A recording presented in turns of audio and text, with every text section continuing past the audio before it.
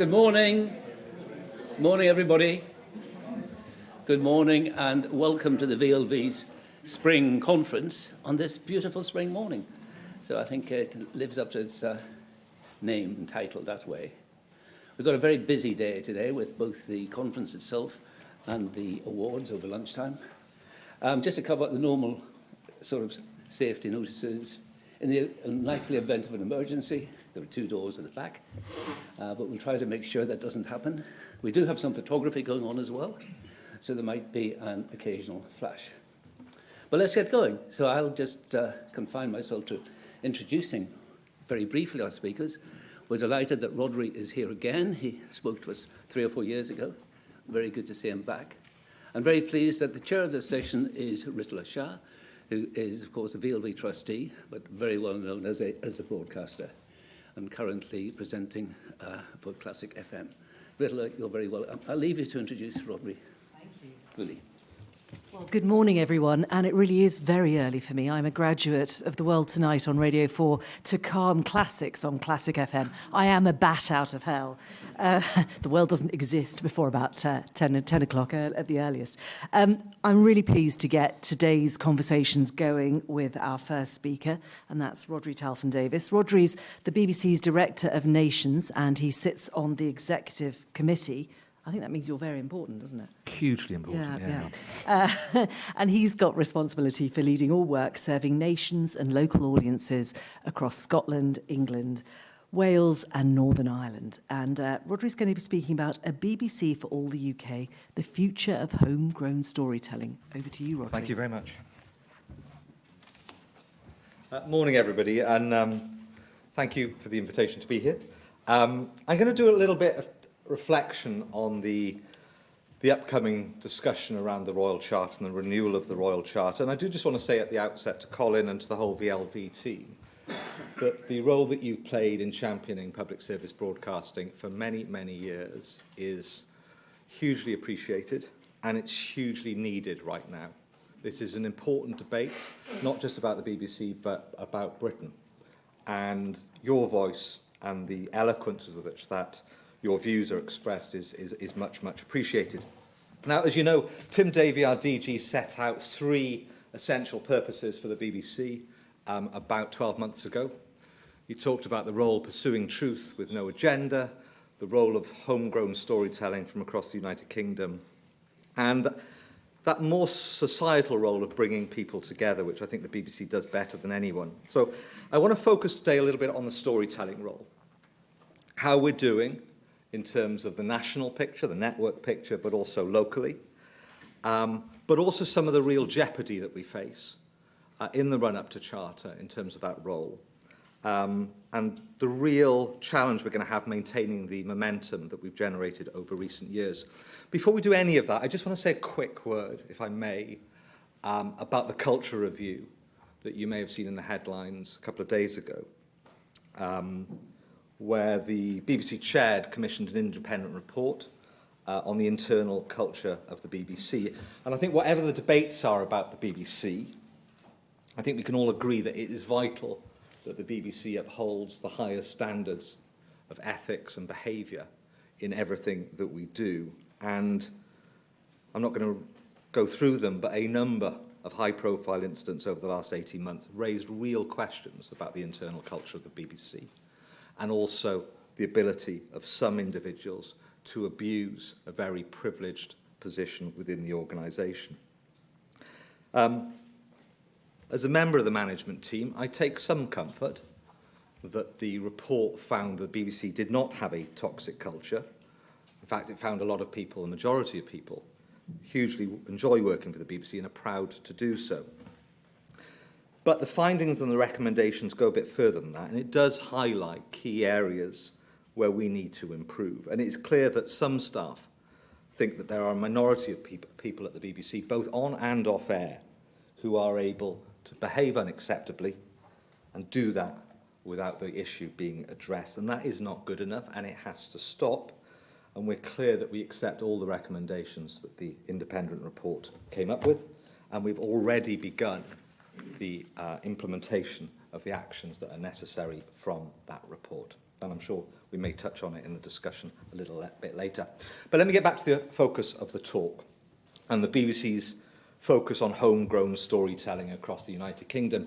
And I'm going to start in an unexpected place, if I may. I'm going to start with Kate Adie, because as she opened a new public archive in Sunderland 2 weeks ago, she said something that's, I think, worth reflecting on in the debate about the future of the BBC. You may have missed it, but some of the newspapers had fun with it, because Kate revealed that BBC journalists, some decades ago, had an unofficial league table of the UK's worst regional accents.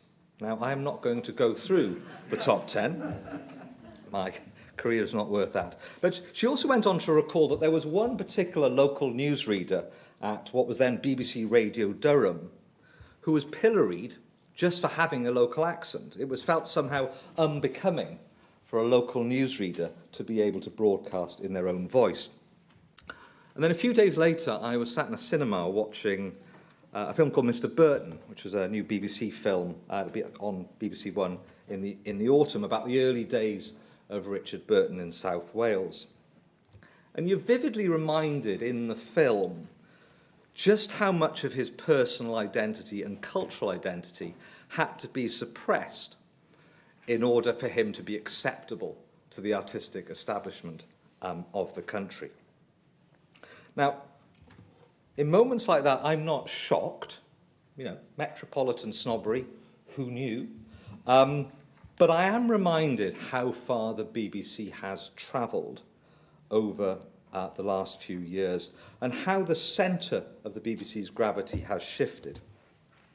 You know, if I go back into history, I'm not in any doubt that our founder, Lord Reith, had a pretty innate suspicion of regional identity and culture. He spent most of the 20s and certainly most of the 1930s re-centralising the BBC's operations in London because he felt probably quality could be assured if the BBC was confined to the capital. And even with the advent of ITV in the 1950s, my sense is the BBC's metropolitan tendencies persisted.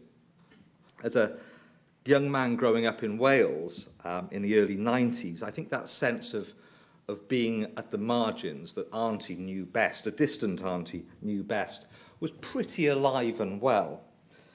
In fact, I remember one particular meeting at BBC Wales' old HQ with 200 local programme makers in 95, I think. And the big theme of the day, what's wrong with Wales?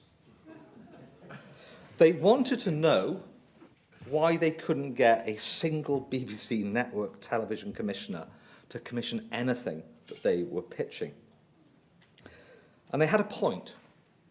In 1995, and I took the time to go back, 83% of BBC documentaries commissioned by the BBC were produced in London. 83%. And it was that type of corporate behaviour, if you like, that prompted Russell T Davies at the time to describe Wales as the unseen nation. And I tell that story because I think the shift in the last 30 years has been remarkable.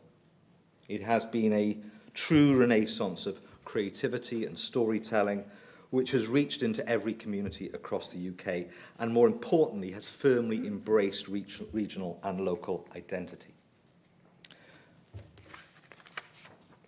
It's created wealth and jobs, and there's a million reports you can read to prove it, tens of thousands of jobs. But for me, it was always about much more than that. It was about the stories you hear, and fundamentally, it was about who the BBC belonged to. And the shift, I think, has also revealed what some of us always suspected, that decentralising the BBC wasn't just a moral or a democratic or a reputational imperative. It could actually liberate us creatively. And it's produced some of the biggest, some of the most ambitious shows of our time, whether that's Happy Valley or Sherwood or Responder or Blue Light. And of course, Russell's success building a drama capital in Cardiff is a big part of that story. But the numbers speak for themselves. 30 years ago, the BBC invested less than a quarter of its network television budget outside the M25, if indeed there was an M25 then, but just barely a quarter. Today, it is 62% of our network television expenditure. It is a shift that has happened in a relative blink of an eye. What it means in pounds and pence is that BBC Network Television today spends £900 million per annum puts £900 million of direct investment into the creative sector beyond London. And if you add in local expenditure, it reaches over £1 billion. And the creative firepower that shift has generated is staggering. Now, I'm not delusional. The big global streamers, they can offer the choice and they can offer quality. And every now and then you see a genuine UK gem like Adolescence in recent weeks. But the PSBs are different, and the BBC is different. We go deeper and we get closer to the audience day in, day out. James Graham, who created Sherwood, talked very eloquently about this about a year ago. And he was talking about why his show, Sherwood, simply wouldn't have been commissioned by a global streamer. He said he got 6 hours from the BBC to explore the distinct cultural identity of North Nottinghamshire and why it is so different from South Leicestershire and South Yorkshire. He said, I love Paramount Plus, but I don't think they're going to be as keen as the BBC for me to talk about that. He's spot on. It's about the authentic, deep roots of our output. And today, I think the BBC's portrayal of the UK is more authentic, more real, more ambitious than it's ever been. 3 years ago, we said we would deliver 100 scripted, 100 drama and comedy titles set across the UK over a 3-year period. We've smashed that target. And the pace of decentralisation in the BBC is accelerating. The move to Salford is the standout success in that. And with BBC Breakfast, Morning Live, and now the News at 1, large parts of the BBC One schedule now based and rooted in Greater Manchester. Culture Secretary, interestingly, described Media City as probably one of the best examples of levelling up this country has ever seen. But we want to go further. We want to dial up the commitment. We want to drive more jobs and teams and programmes across the UK. But in the run-up to Charter, I also want to be really clear that there is jeopardy. There is real jeopardy to this position. As viewing continues to shift to international platforms, we can see very clearly that consumption of BBC British content is at risk. Let me just give you a framing for that. Only 16% of adults in the United Kingdom, 16% of adults, think that Netflix portrays or represents the lives of people in the United Kingdom. And that is the highest ranking subscription video on demand service. The figure for the BBC is 66%. Now, that shouldn't surprise us. A recent PAC report found that the streamers in 2023 commissioned just 30 shows in the UK. Big budgets, but 30 shows. The PSBs commissioned more than 1,300 shows in the same period. The issue is that whilst the competition is intense, we have to maintain sustainable funding that brings an end to 15 years of significant real-term decline. You've heard the numbers before, but I'm going to say them again. The BBC's income is down £1 billion, £1 billion in real terms compared to where we were in 2010. We've delivered efficiency after efficiency. We've cut 2,000 roles over the last 5 years. But frankly, we have reached the limit of substantial future gains through those types of approach. And the challenge is that despite real growth by our commercial arm BBC Studio, the funding challenge intensifies because co-production partnerships, which have been a lifeblood of scripted commissioning over the last 3 or 4 years, are beginning to dry up as the streamers seek to keep and hold the IP themselves.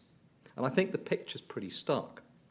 Without intervention, it's going to be difficult to maintain the volume of content produced across the UK. And we can see the real pinch and pressure on the independent sector right now. And it puts a hard-won but very, very delicate ecology across the UK at risk. And we shouldn't be in any doubt what that means. If we see a growing concentration of spend in high-budget genres driven by that globalised marketplace, we could begin to stall the progress we have seen, and it could lead to a reconsolidation of the sector in and around London, given where so much of talent and resource sits in the UK. We have to face that with urgency. We have to look at what we can do to support grassroots talent across the UK. We have to look at whether the tax credit system could be smarter and bigger. And we have to avoid a situation where the UK is treated as an IP farm, where you can simply harvest our top talent without helping meaningfully to future-proof our creative sector. Now, network television isn't the only way we connect with audiences in the UK. Perhaps the most essential and distinctive part of the BBC's commitment to communities across the UK is our network of local and national services in the devolved countries. And you wouldn't expect the Director of Nations to say anything different, but I think that the need for that local connection has never been more acute. Whatever progress we have made, too many people still feel that their voices, their interests, their points of view are not reflected in the national conversation. Too many still feel the media is dominated by people who don't speak for them. And I do want to be clear, because it's sometimes questioned, the BBC's commitment to that local connection is steadfast. We have now a local network of stations across England and the 3 devolved nations that totals 45 local and nation stations, 7 million listeners tuning in each week. And I do think they provide a particularly distinctive lens on the UK. There's a motto displayed in Shildon Library, just a few miles from Kate Adie's new archive in the northeast. And it's a huge motto written across the front of the library, written by the great Durham dramatist Sib Chaplin. And it says, "Give me sand before gold, sea instead of champagne, and all the common things like air and wind and clouds and people." And that commitment to the common touch is, I think, the foundation of our local services. And alongside the power, the enduring power of local radio, local television news, just to say, is still the most popular news programme in the UK, bar none. But however good our local services in television and radio might be, they ain't enough in the digital age. It was never going to be enough. And it's why we've been busy reinventing our local services over the last 2 years. The biggest investment in local journalism in England for over a decade, 130 additional news journalists to make sure we had the right breadth and depth of storytelling.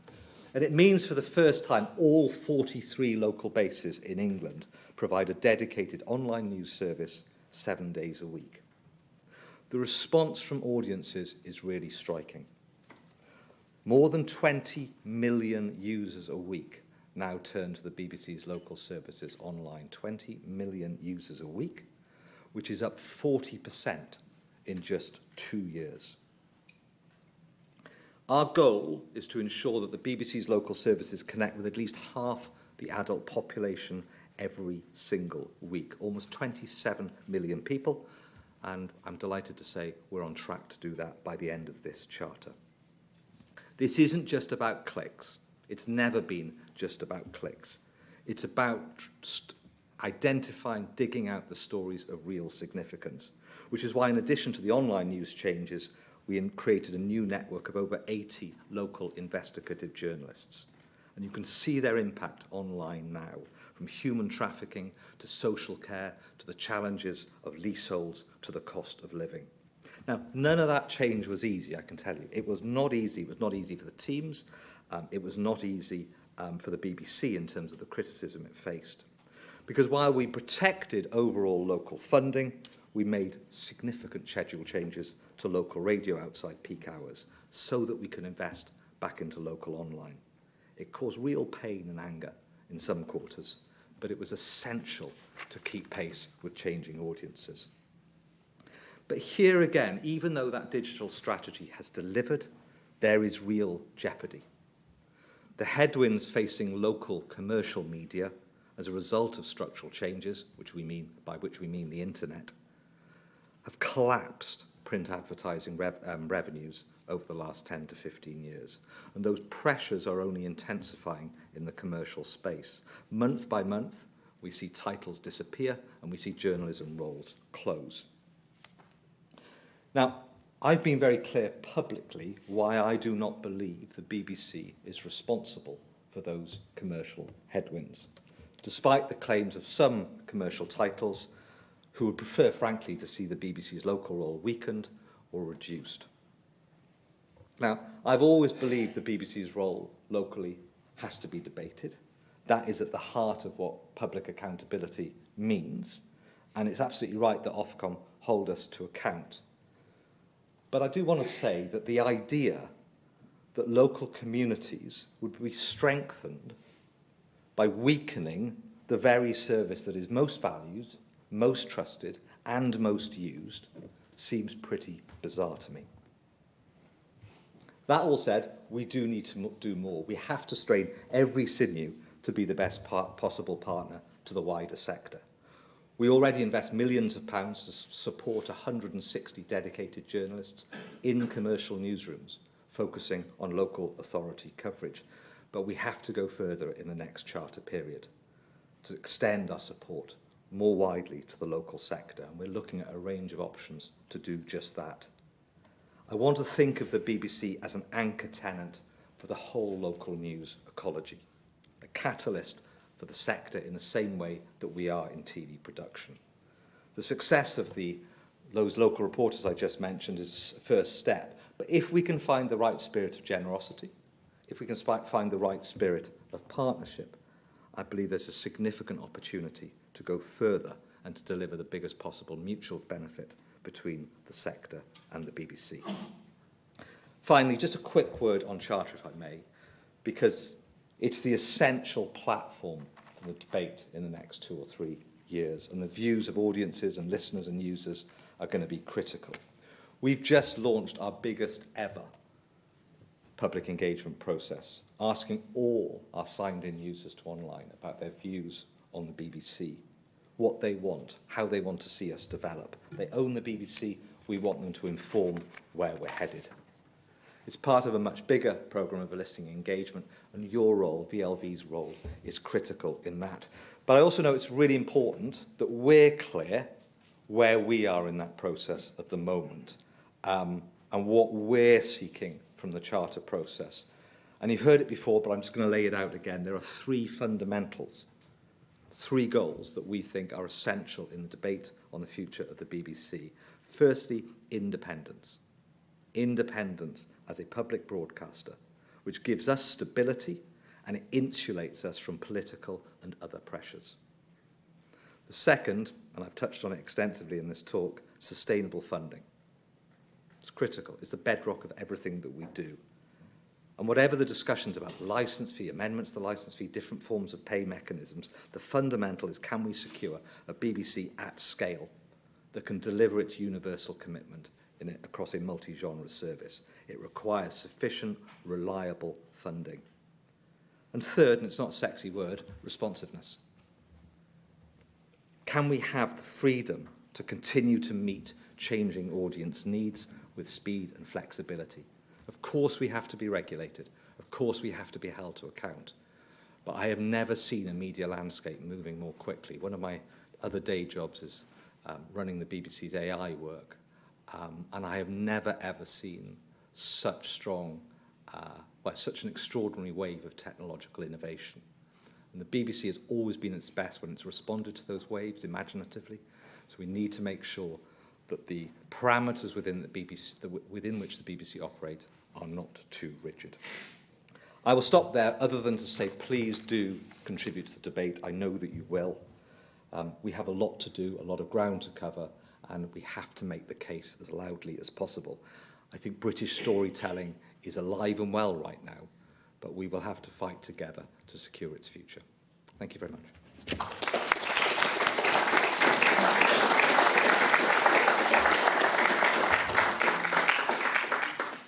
Rhodri, thank you very much for that insight into how things are going and also some of the challenges facing the BBC in a media environment that's fracturing rapidly. And as you say, with AI coming along, has another layer of change to contend with.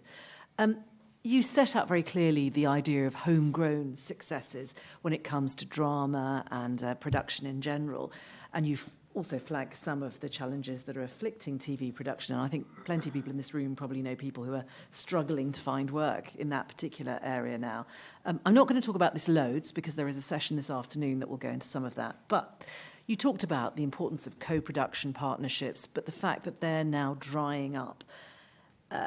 Is it likely then that actually this nationalisation of production, throwing it out to the whole country, that's actually now reached its limit? The BBC alone is not going to be able to combat the sort of retrenchment that may inevitably happen once the likes of Netflix and Amazon decide where they're going to put their money. So I'm an optimist. I mean, I think that the progress that's been made has been extraordinary. And I think with the right interventions and enough imagination, we can maintain that momentum. The point I'm making is it gets harder. So when I talk about needing to look at, areas like the tax credit system, the skills training, how we preserve a really broad and diverse PSB ecology, because this is not just about the BBC, where we've seen real sectoral strength, whether that's in Glasgow or Belfast or Manchester or Cardiff. You see a range of PSBs operating together. So this is not just about a discussion about the BBC, it's how the government and others can support the wider ecology. But we come from a position of strength. The reason we've seen such inflation in the marketplace in the UK over the last 5-10 years is because of the concentration of skills and talent that the UK has. So, we have a huge competitive advantage against most media sectors in the world. And that is a strong foundation.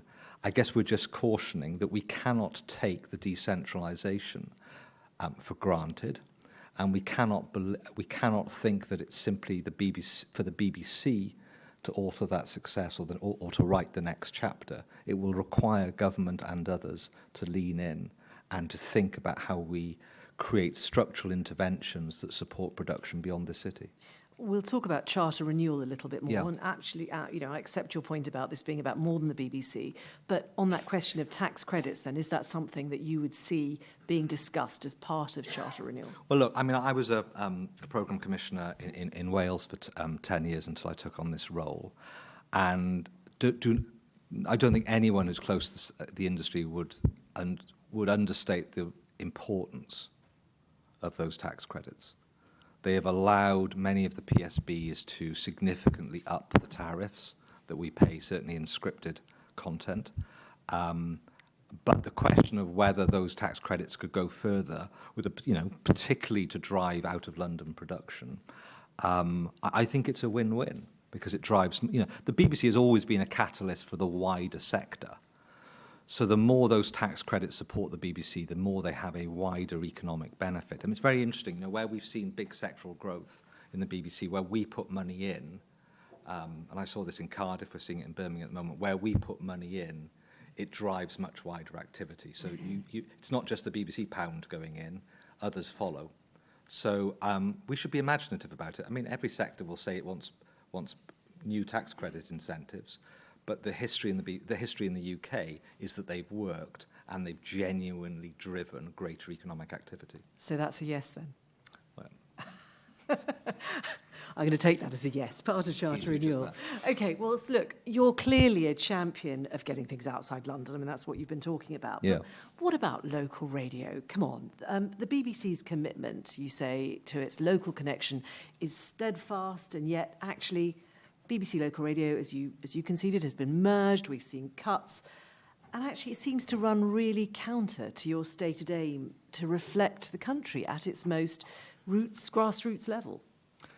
Yeah, you won't be surprised to say that I don't agree with that analysis. I think that in England, we spend about £200 million on our local services across regional television, online and local radio. And there are lots of people in the commercial sector who say that's far too much given the output that you now produce. That's a different argument. So you want us to spend less or more? Well, how you're spending it is what I'm arguing. So we with. spend £200 million in the local sector. When I started in this role, we did the analysis of what we were doing in England. And the truth is, right then, when I started in 2001, 92% of our local expenditure in England was into broadcast services, and 8% was into digital. And yet, when we looked at the data, when you look at audience behaviour, not the history, but look at audience behaviour right now, what do you see? You see that in terms of local consumption, the average 65 to 75-year-old now relies on online news more than they rely on radio news. And the challenge is, and it goes back to the £1 billion, in a perfect world, you preserve your local radio services as they are, and you'd invest more into local online. The BBC's not in that place. You have to make trade-offs. So yes, we kept the local funding flat, but we had to reprioritise. And the reason local online usage has gone up 40% to 20 million users a week is because we now have a credible local online service. That's not where we were 3 or 4 years ago. This is apples and pears, isn't it? News online is clearly really important, and we can talk about the local democracy reporters. No. That kind of journalism is vital. But actually, local radio is something slightly different. It's the local voice talking to you about your place, and it's not about a region. People are very, as the James Graham example shows, people are still very regional, very loyal to their area, and in a sense, that's what you've obliterated, and the audiences have gone with you. Hang on. But let me. BBC local radio. You can't just throw in obliterated. Well, sorry. Well, let's be really clear what local radio is today. So what does obliteration look like? It looks like, it looks like 39 local radio stations, delivering 39 breakfast programmes across England, 39 mid-morning programmes, and 22 afternoon programmes. It's 800 football matches every single year. It's 20 introducing programmes supporting music production across the UK. Yes, there's change, but this is still a highly used and highly trusted service, and 5 million people in England come to local radio every week. So I don't dispute it's been difficult, but the narrative of obliteration simply doesn't reflect reality. Okay, let me give you another example of where it's already gone wrong. There was an example at Radio Devon during the riots last summer. And the BBC's own investigation concluded, reviewing the output of BBC Radio Devon from 6 p.m. that evening, this prominent featuring of breaking news, so there was disturbances in Plymouth that evening, within shared programmes clearly didn't happen. There was little sense of what was happening and little evidence of the BBC having a presence on the scene. Radio Devon listeners would have had no sense through the evening that the station had a reporter at or near where the trouble was taking place. And you can totally see how that happens in a newsroom where there's skeleton staff. The people that happen to be in the newsroom, that maybe 2 or 3 people, are not Radio Devon people, and actually they don't recognise this is a really important story if you happen to live in or around Plymouth. Again, we're missing the point. The change that we made 2 years ago was to put more journalists into local, not fewer. The reason we got it wrong on that one particular station, on that one particular evening, was more about an editorial judgment about how we covered the unrest across England, and whether there was a danger in our coverage that we could over-index. So at what point, when there is trouble on the ground in a particular city or a particular community, do you dial up your coverage? We got that editorial decision on that particular evening wrong. But it's too convenient to say, you made one mistake, and that invalidates the whole strategy. You can see how a stretched newsroom with skeleton staff overnight might make that. Well, they're bigger newsrooms. This is my point. Bigger newsrooms are covering a bigger area. No. So this is the fundamental understanding that the change that we made put 130 additional local journalists into England. Okay, it didn't reduce any of our news output. What it reduced were some afternoon programmes. We went from 39 afternoon programmes, which are largely music and chat, to 20 largely music and chat afternoon programmes. This was not about a diminution of news. The problem we had, and you're absolutely right to point it out, was an editorial judgment that was made on that particular evening in that particular city. So if I'm going to champion companionship alongside news, which I think is one of the key things that radio does, that streaming can't do, that podcasts can't do, Mick Ord, who for a long time was, I think, the head of Radio Merseyside. Fortunately, he can't be here today, but he's put in a question. He says, well, actually, is the aim of what you're doing the managed decline of local radio? No, it's about ensuring, it goes back to what I was saying earlier, if we want local services, it's a bit like the whole BBC, but if we want our local services to thrive and grow, they have to be anchored in the digital age. So you have to, and this is true of every part of the BBC. I remember the battle when BBC channel commissioners were replaced in order to make sure that we focused on iPlayer. You have to make a managed decision about how you rebalance to ensure that you continue to serve a very loyal audience in your broadcast services whilst investing in online, whilst having to make hundreds of millions of pounds of savings. Those are trade-offs. I happen to think that 39 local radio stations, and even where we've compromised 20 different afternoon shows across England, is still an extraordinarily rich service. It ain't what it was. It's still an extraordinarily rich service, and alongside that, we've seen dramatic growth in local online audiences. Because the truth is, however good local radio is, it reaches about 10-12% of the English population. But an audience that the BBC would often say is quite hard to reach. It is, and it's always over-indexed in terms of the working class nature of the audience. But I've never accepted the narrative that the other 88% of the local community isn't interested in local news. It's just radio isn't right for them. And what we've now suddenly got is a network, a properly balanced network across regional news, across local radio, and across online. That means we're in touching distance of half the population of every local community coming into the BBC. If we had kept our money in local radio, we wouldn't have got close. I'm just going to say, and I should have said before, I dropped in a question for Mick Ord, who can't be here, but you will, of course, all have time to ask questions towards the end. I will shut up at some point, but so jot them down. Okay, one last thought then on this, Yes. and then I will move on. We're on local radio still? Yes, still. Okay. So you got rid of lots of presenters, presumably people and people who really knew those communities as part of these mergers. Wouldn't actually the more imaginative thing to have been done to go to hyper-local journalism and keep some of those voices, some of those accents, some of that local knowledge and turn it into something that's digital but in an audio form as opposed to it being written journalism online? I think the issue of hyperlocal is often raised.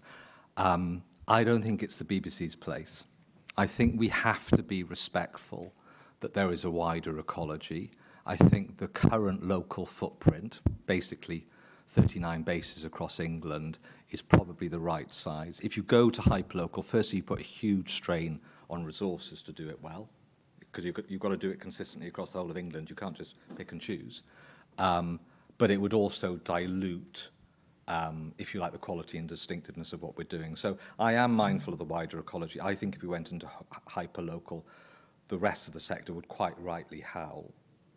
I think we're in the right place. Would it be that different from the local democracy reporters sponsoring those journalists who essentially have the original aim, and I'm not sure quite how it's evolved, was to report councils and so on in places where the regional media had more or less... I think that's a different model, because in a sense, the way that works is that the BBC puts the money in, the local commercial newsroom recruits the journalists, so we pay the salary, but they're employed by the local agent, by the local title, and their journalism goes to everybody. It's syndicated.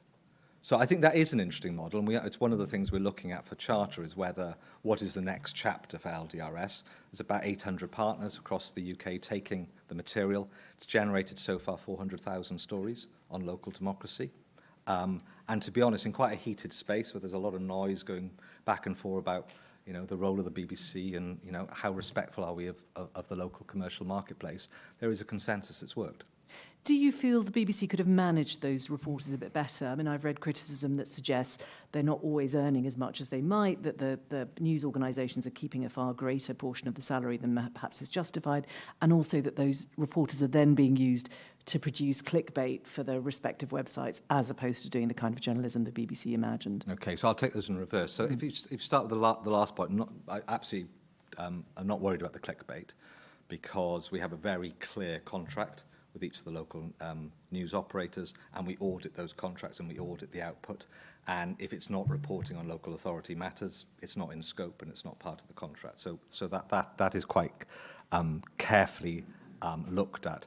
In terms of the salaries, clearly the salary level is determined by the local publisher. We set a minimum framework for that, and we have discussions with the National Union of Journalists about where to set that. But it's a tender process. It's not a recruitment process. It's a tender process that we've actually just run, and it is for the local paper or the local provider to determine the exact level of the salary. It's a constant conversation between us and them. Right, so it's something that's evolving. As I say, I was not clear about what the latest on that was. Yeah. Okay, so couple of issues. We'll move swiftly on. I want to get to charter review, but relocating production and programmes out of London. I mean, some of those changes did seem perverse. For instance, when BBC World Service Business News went up to Salford, as far as I can tell, successive governments haven't managed to destroy the prominence of the city and of London as a financial centre. Does it always make sense? And don't you end up losing really good people when these sort of slightly cherry-picking small sections and shoving them out of London? I mean, you can always take a particular team or a particular, when the climate team moved, the weather and climate team moved from London to Cardiff, but the only decent scientists are in London. It's like, I tend to find that with people who tend to work here, that the only expertise that really resides in the UK resides in this capital, and it's a nonsense. It was always a creative nonsense. So I don't pretend that some of the moves haven't been tricky. And typically, if you relocate a team more than 100 miles from London, you're going to lose some of those teams. When people moved to Salford, when was it, 2008? Quite a significant number of people, sport people based in London, decided not to move. Life's complicated. People have families. People make their choices. But, could we have continued with the nonsense of 80% of staff working in one city? Absolutely not. It was a creature of its time, but it was out of time. And I think that we can always marshal the arguments by what nothing should move out of this city. We should be more imaginative about why things should move out of this city. Where are you based? I'm based in Bristol. Let's look at charter review. Phew, huh? Yes. Hammersmith, exactly. Shepherd's Bush, perhaps. Let's look at charter review then. You talk about independence, sustainable funding and responsiveness. What about universality? Should that be a key part of what the BBC focuses on when it comes to charter review? Yes. Why isn't it up there then as a word? Why is it not up there? In the kind of key things that Tim Davie and others have spoken about, I think you've mentioned as well. That's a fair question, but implicit in our approach to charter is the complete commitment to universality. The BBC would be it might be very successful, but it would be in its own right, but it would be a very different beast to the one it is today. For example, and it goes back to the conversation we've just had, we would never have seen the moves across the United Kingdom if the universality of our service to the whole of the UK wasn't at the heart of what we do. We're always asked, should you be a subscription service? I'm sure the BBC could be a successful subscription service. It's not what we are. We're a democratic institution where every user has the same right of access. As soon as you say that there is a particular constituency that is more important than the other, that is a fundamentally different organisation. I wonder if there's a question, though, that needs to be asked before we get to even, universality versus, sustainability or whatever. And that is, what is the BBC for? Is this the moment to actually address that head on, which, governments, successive governments and BBC management have tussled over this question, whether it's those advocating for a subscription service, those wanting to abolish the BBC, whatever it happens to be. Isn't that the question that we should now pose, that there can be some kind of agreement on what the scope of the BBC is? Yeah, I think that, I touched on it when I was speaking. I think that the three, it's a bit of a government word, but the three missions that Tim has set out, the pursuit of truth at a time of disinformation, at a time of polarisation, the availability of trusted news that is not pursuing any predetermined agenda, feels to me fundamental. It's a source. It's a body of knowledge that is drying up globally, and the BBC can play an incredibly important role there. I don't think many people would debate that mission. The UK homegrown storytelling, who else is going to tell this country's story? You know, there are lots of great stories on Netflix, use it a lot. But who else will tell the changing story of the UK? Who else is going to uphold, if you like, the cultural sovereignty of this country in terms of the stories that we share with one another? Feels to me that's a profound thing. And then that third pillar, which is to bring people together, you know, when so much technology isolates people or atomizes them, I'm a bit traditionalist on this. The role of broadcast, certainly in areas like news and sport, major events, that notion of a shared experience, I think, is still something that people crave. And I think the BBC is in an unrivaled position to do that. So I think the overall remit is pretty well captured by that. The real secret sauce is then, okay, but how are you going to do it? Where are you going to do it? At what scale are you going to do it? But I think if we're pretty settled on that overarching framework, and if that's right, and clearly it's a debate, I think that's a pretty good compass for the next 10 years. And is it crucial then that whatever source of funding is agreed, that it is somehow more progressive than the licence fee is seen to be? Well, I think that will absolutely be part of the. I don't want to preempt it. I mean, the BBC board and our chairman Samir Shah, they're currently doing a lot of deep work on this. The conversation has begun with UK government on a number of fronts. But you'll forgive me, I'm not going to speculate on what I think that the funding model will be. But clearly, that question of progressiveness will be one of the issues that we're going to have to work through. John Burt, a former rather esteemed DG, Indeed. made a speech in the House of Lords last week in which he said, he was talking about news, to be fair, but I think the point kind of applies. We invest public money in public goods, science, academic research, the arts, culture, defence, health and education. It's time, I fear, to think of investing public money with appropriate safeguards in supporting democracy with journalism of quality at national and local level in print, broadcast and online media. Is that something that you might support? Well, that is the BBC, isn't it? Well, isn't it saying that actually the licence fee is not the way to do it? This needs to be government funding taxation of some kind. Yeah, with the appropriate I think, having said I wasn't going to speculate, yes. The notion that the BBC was funded through general taxation is quite a challenge if independence is at the heart of your public trust. So I think that would have to be I think that would be quite a debate.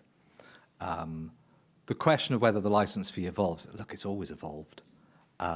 It's had to evolve as technological standards have changed, as audience behaviour has changed. The real question, which is, I think, at the heart of the debate, is does the UK continue to want a large-scale, universal public publisher or broadcaster of scale? If we do, we'll find the money. It's really a question of will, which is what does the UK want? And I would hope, clearly, that and we see it in our research, that we continue to command a huge level of support and affection from the UK public. Yes, there are challenges. You know, we talk about youth audiences and all those different challenges, but it is a question for us as a country. Do you want a large-scale intervention to support public storytelling? Okay, I'm aware that I want to leave some time for questions. A few quick ones then. Culture review, thank you for raising it. Personally, and this is absolutely a personal opinion, can you really change this? There's more allegations recently about goings-on at BBC Breakfast. Isn't it ultimately about the fact that there's a disparity of power, pay and status within so many relationships within an organisation like the BBC? And actually, if you're the junior producer, you're never going to feel the courage to complain about the senior editor or the presenter. No, it's a good question. It's a good challenge. We have to fix it. And I can say this as a member of the management team, but I speak on behalf of, I suspect I speak on behalf of a lot of our teams and our staff. People are fed up with it. You know, this sort of men behaving badly stuff, it's got to stop. And I think that you know, we talked about it on Monday, there's just this basic thing. We're going to have to give people the confidence and empower them to call stuff out. And we are going to have to lean in and sort stuff because it's damaging to the BBC. It damages the internal culture. And look, the review is pretty balanced. I mean, it finds a huge amount of good practice, but it points out there are still some some people who are causing trouble, and also it points to some people still don't feel they can call stuff out. So we've got our work to do. I have to say there is an impatience, and if you heard the chair on Monday, you could hear it in his voice, that I think he used the phrase, this has to be a line in the sand, and you will challenge me and say there have been other lines in the sand. Yes, there have been a number, I think. I think there is a level of fed-upness about this, which is we are all trying to do what we regard as important work, and this is a distraction, and it does not help the public reputation of the BBC. Okay, two very quick ones before I shut up. £200,000 owed by Hugh Edwards. Any chance that it's ever coming back? I haven't heard anything. And Tim Davie, he's been DG since 2020, I want to say. September 2020? Yes, that's right. Tony Hall stepped down. Mm-hmm. You're a young, ambitious man. Is that the next stop? No. Right, My over kids, to you. no. That was my best effort. Peter, at the back there. There's a microphone, I think, and then I'll come to the gentleman over there. It's coming to you now. There we go. Do say who you are. Sorry, I don't know everybody's names.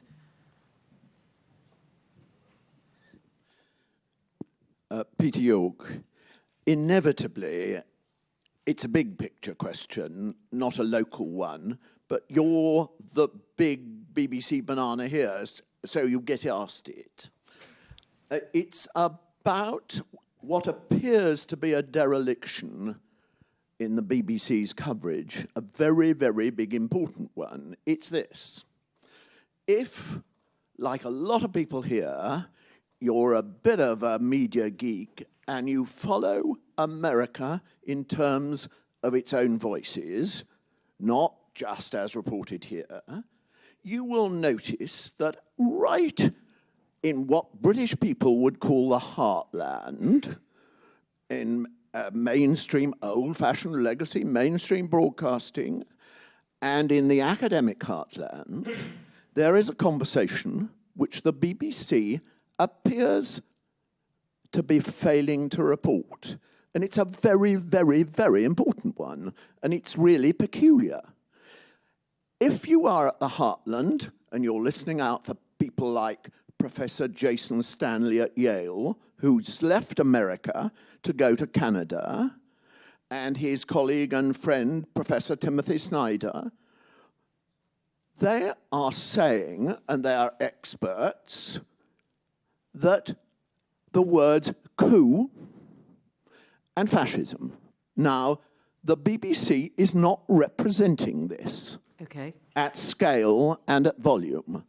Other people are, Channel 4 is. Why aren't you representing these people now and their cause? So the voices of dissent in America, are they being heard? Why aren't they being heard? Look, I'm not hugely close to that question, but let me offer a couple of thoughts.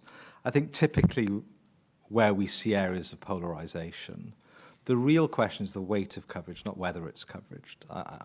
Having a pretty big consumer of BBC broadcast news, I've heard plenty of voices of dissent about the policy position and the political position of the US right now. But clearly, depending on where you sit in that debate, you would want the BBC or hope that the BBC would do more or less. So, but I don't. I'm not close enough to give you an educated answer as to whether we're striking that balance right. It's something. Why on earth not? Why on earth? It's the most important question in the world, and why you? Well, you're asking. You're asking. Why are you ducking it? I'm not ducking it. You're asking me very specifically about 2 or 3 academic Yes, voices. but there's also a body of look. Mark Thompson runs CNN. Yeah. CNN couldn't be more mainstream. CNN is in a direct line of descent from the BBC because of Mark Thompson. Regularly, very mainstream, by British lights, very centrist people say the words coup and fascism on CNN. Why don't you echo them? Yes, but sorry. Briefly, sorry. Rhodri, and then I'll move on. Yeah, you're asking me whether I think you're specifically asking me whether we're reporting that some people believe that the Trump administration has fascist tendencies, or whether there is some like a coup. What I'm saying from my consumption is I don't know enough from my consumption about what the level of prominence that gets. If Deborah Tenness was here, who's obviously our global news chief executive, I'll take it back. I'll take it back. There was a couple of hands over there. There's, yes, the gentleman just there. Oh, and the man behind you. I'll take both of your questions, if I may. Sorry. Robin Jones, I'm just a VLV member. On your consultation coming up to charter renewal, I came across the consultation yesterday because I'm an online viewer of the BBC. Yeah. But it strikes me, why are you not advertising this consultation on your radio and TV networks? Because those of us who go online, and will probably go online and enter into this consultation, are pretty committed probably to the BBC by the fact that we are on the BBC website. But what you surely need to know is, what does everybody else think about the BBC who are watching it or listening to it across the radio and TV network? So it's a very good question. So we're doing a number of things. The first thing is that the consultation exercise is staggered across a couple of months, and that's due to the sheer volume of people, because I think we have 40 million signed-in accounts, which represents the vast majority of people in the UK. So we're doing it in stages. We're also using marketing banners on our main website, so on BBC News, on Sport, on iPlayer, to highlight the availability of the survey. And we're considering now whether to do more on broadcast. I think there is a balancing act for the BBC, which is we're not a campaigning organisation. So we want to do this consultation as straight as possible. But we do have some adverts running. I've seen on local radio. I've seen some adverts with, I think, is it Scott Mills and others talking about it. But we'll see what scale of response we'll get. Alongside the survey, we're also doing a representative UK poll to ask the same questions. So we'll be able to validate the extent to which we're getting a sort of cohort bias in the BBC survey versus the general population. So we're on it, and we'll be able to give a full response at the end. But thank you for doing it. I hope you did it. I will be doing it. Oh, bless you. Thank you. Hi there. Andy Harrower, Directors UK. Our members are TV and film directors of all types. Obviously, the BBC's been hugely important to our members and will continue to be, so I'm encouraged to hear many of the things that you say. The problem we have, though, certainly when I speak to members based in Scotland, the North West, around the UK, is that their experience is that actually, as freelancers, there's not a lot of work that goes to them. So although you say it's a nonsense that the creative expertise is all based in London, sadly, whenever our members find that actually it appears that way, crews, senior storytellers, directors, writers, producers are lifted and shifted from London up to Scotland, the Northwest, elsewhere. And I that is at detriment to audiences, of course, because you can't have authentic storytelling if it's all told by people from London and the Southeast. I think one of the problems is that as a freelancer, you only get the work if people know who you are. And therefore, if you're not mixing with those people in London, you're not going to get those jobs. And I think it's only going to change. It's not just a BBC problem, by the way, but I would hope that you try to lead the way on this. I think it's only when there's people based more outside of London taking those decisions that it will change. So we'd like to see some more concrete plans from you on this. Thank you. Just very quickly. I mean, two thoughts, because that's a big question, and it probably needs its own hour. The question of how you further decentralise or devolve the BBC is clearly one of our preoccupations in Charter. And the chairman of the BBC, Samir, has been very clear that it's one of his big priorities. So I think you will see further steps on that journey. Specifically on the question of who we use to make our productions, we use an Ofcom criteria, which you're probably aware of, in terms of deciding what qualifies for different parts of the UK. And some of that is about where the base is, but a lot of it is about where the spend is and what talent is being used. Our view is the Ofcom criteria is fine, but we want to go further. So we are increasingly going to, when we're saying to the independent sector in Scotland, Wales and Northern Ireland at the moment, we are going to go further than the Ofcom criteria, and we would expect new commissions to fulfil at least 2 rather than 1 of the 3 Ofcom criteria. And that will mean that far more talent working on those shows, they'll have the assurance that we're using local talent, which I think sometimes comes into question at the moment. Right, Rhodri, unfortunately, I'm going to have to wind it up there. Sorry. There's so much more to ask you, and I can see there are lots of hands up. We will be crashing the book at bedtime otherwise, and we wouldn't want to do that. Thank you all very, very much for coming and for listening. Thank you to Rhodri for speaking to us so kind of openly.